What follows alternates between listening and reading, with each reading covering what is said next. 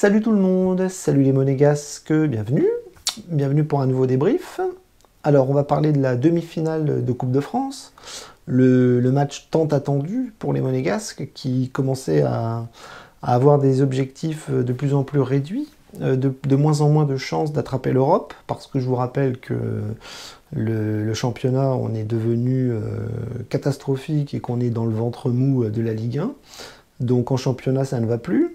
Donc il restait la Coupe de France, c'est-à-dire qu'à 2 matchs, on pouvait aller choper une Coupe d'Europe. Et dans le match d'hier, on a vu que c'était les Niçois qui étaient en finale et on attendait une victoire pour aller faire une petite finale Monaco-Nice au Stade de France. Et puis pourquoi pas éventuellement ramener un trophée au club qui en a tant besoin. Et surtout une place en Coupe d'Europe l'année prochaine parce qu'en Ligue 1, ça va être compliqué d'aller la chercher. Donc il y avait beaucoup d'espoir dans ce match-là, et vu le contexte, c'était un petit peu compliqué parce qu'il y avait encore pas mal d'absents. On avait Boadou qui était revenu, mais on voit que Golovin ne revient pas. Alors est-ce que c'est une blessure ou est-ce que c'est la conjoncture? Je n'en sais rien. En tout cas, il n'était pas là. Badiachil n'est pas revenu non plus. Diatta est toujours blessé. Il y avait Kid suspendu. Jean-Lucas qui était suspendu. Donc on avait quelques absents ici et là, mais globalement, voilà, on avait tout pour faire un 11 classique. Et on attendait un petit peu le coup d'envoi, en sachant qu'on avait appris que Manon ne serait pas dans les buts, Majeki non plus, parce que Nubel serait titulaire. Alors j'ai pas compris.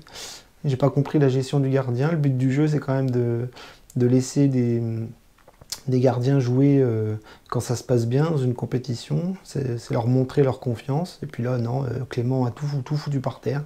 Il a remis Nubel dans les buts. Bon, bref.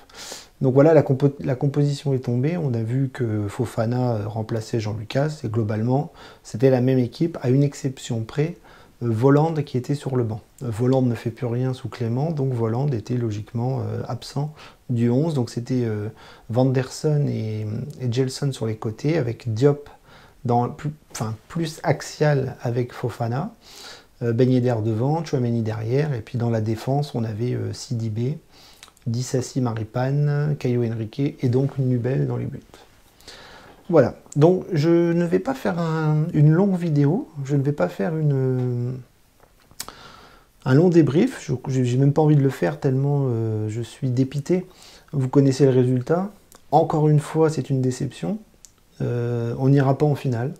Nantes nous a éliminés au tir au but, et on a encore une masse qui nous tombe derrière la tête parce que les objectifs tombent comme des mouches. La Ligue 1, c'est quasiment fini, même si mathématiquement c'est encore possible, on n'y arrive plus. La Coupe de France, c'est fini, et donc il reste la Ligue Europa, qui bien évidemment ne sera pas pour nous cette année. Il y a un moment donné, il faut être réaliste. Donc c'est une saison qui devient de plus en plus compliquée, de plus en plus difficile à avaler.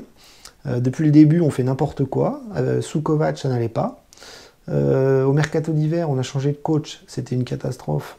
C'est en train de le prouver de match en match. C'est-à-dire que c'est pas Philippe Clément le problème, hein. C'est le fait de changer de coach en milieu de saison.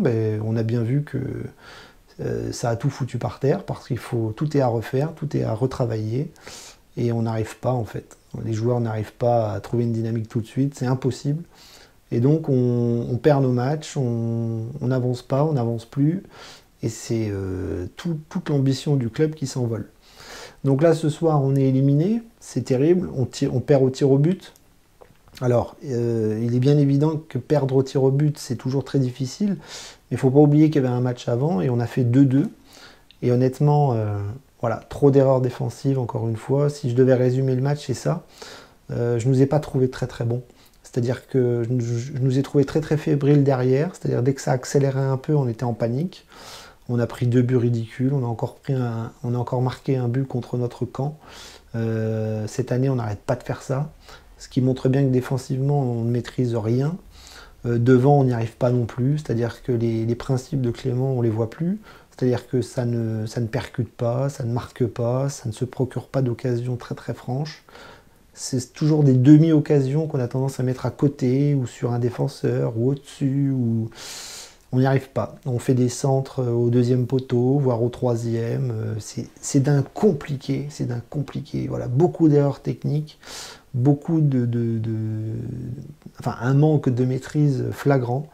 Et voilà, je trouve que notre groupe cette année n'est pas bon, notre football n'est pas bon, que ce soit sous Kovac, ça va pas, sous Clément, ça va pas.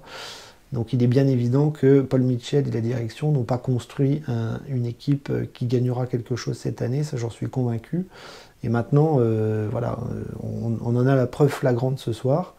L'objectif numéro 1 devenait la Coupe de France, on ne l'a plus, et je ne sais pas ce qu'on va faire aujourd'hui en championnat, surtout après notre mois de mars qui nous attend. On va pas se leurrer, hein, on va pas les gagner à Marseille, on va pas les gagner contre Paris, je n'y crois pas, je n'y crois plus. Et c'est une triste saison qui va se terminer dans quelques mois. Heureusement, ça va aller vite. Hein, on est au mois de mars, donc mars, avril, mai. Il reste 3 mois pour vite passer à autre chose. Mais le bilan qu'on peut faire, c'est que la catastrophe, c'est que les ambitions du club ne sont pas du tout atteintes. Et je pense que ça va encore être la révolution cet été. Hein. Moi, je pense que Clément ne va pas rester longtemps. Paul Mitchell, on n'est pas sûr qu'il reste aussi parce qu'on voit qu'il fait n'importe quoi au club, sportivement. Il n'y a rien qui se passe, c'est-à-dire que l'équipe régresse à vue d'œil. Les mercatos sont ratés, le football affiché n'est pas beau, n'est pas bon. Donc bref, il n'y a rien qui va en ce moment. Et ce soir, ben, c'est encore un coup de matraque derrière la tête des supporters et des joueurs, bien évidemment, qui sont responsables. Donc que dire?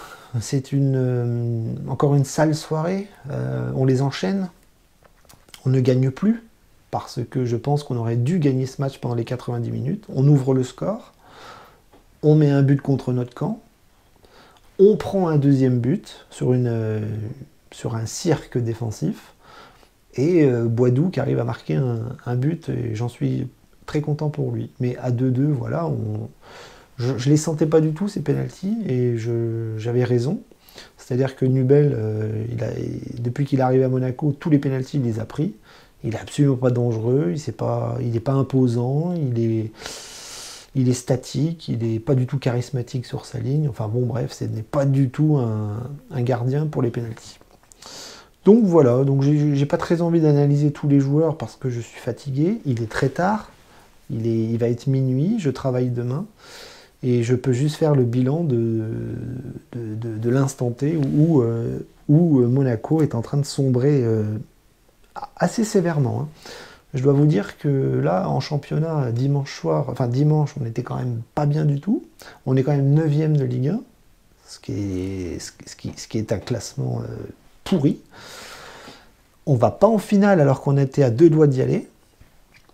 Et la Coupe de la Ligue Europa, ne me faites pas croire qu'on va briller en Ligue Europa en jouant comme ça. C'est pas possible. On est trop limité.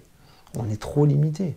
Et si Clément veut instaurer quelque chose, ben, c'est pas cette saison qu'il le fera parce que c'est beaucoup trop court. On ne change pas un entraîneur avec des vertus qui arrivent comme ça du jour au lendemain. C'est pas possible. Donc je vais m'arrêter là. Je suis très en colère, mais surtout très triste de voir la tournure que prennent les événements. Monaco montre un visage absolument cataclysmique sur le football français. Voilà, donc je ne m'attends plus à grand chose. Alors ce qui est bien, c'est que maintenant on va regarder les matchs de façon un petit peu plus détachée parce que des objectifs, il n'y en a plus. Hein, honnêtement, pour gagner des matchs, il va falloir montrer tellement autre chose. Et je ne suis pas bien sûr que les joueurs arrivent à se mobiliser maintenant pour remonter en Ligue 1, pour faire quelque chose en Ligue Europa. Je n'y crois plus du tout. Donc voilà, la seule chose positive, c'est qu'on n'est pas relégable. On ne va pas aller en Ligue 2, ça c'est sûr. Donc c'est bien. Mais la catastrophe, c'est que la saison prochaine, il n'y aura pas de Coupe d'Europe à ce rythme-là. Donc pas de Coupe d'Europe, ça veut dire des joueurs qui vont partir, des joueurs importants qui vont partir, des joueurs qui vont arriver qui ne seront pas forcément fameux. Et s'il y a encore un chamboule-tout dans la direction, s'il y a encore un chamboule-tout avec l'entraîneur, eh bien on va encore repartir sur une saison avec plein d'inconnus, plein de mystères et plein de doutes. Et c'est tout ce que les supporters ne veulent pas, parce que nous, ce qu'on veut, c'est un Monaco sur le podium, qualifié en Coupe d'Europe, qui brille en Coupe d'Europe, qui va s'offrir des finales de Coupe de France. Et là, force est de constater que même quand le PSG n'est plus là, eh bien on n'y arrive pas. Donc on est en train de rentrer dans le rang, on devient un club assez moyennasse, et en tant que supporter, c'est un vrai crève-cœur. Donc je vous laisse, je vous dis bonne nuit, ne déprimez pas trop, parce que il y a bien d'autres choses plus importantes dans la vie que ça, même si ça fait mal. Et bien maintenant, je vous invite à regarder les matchs de façon détachée et ne plus se prendre la tête avec la saison 2021-2022. Daguet Monegou, bonne nuit.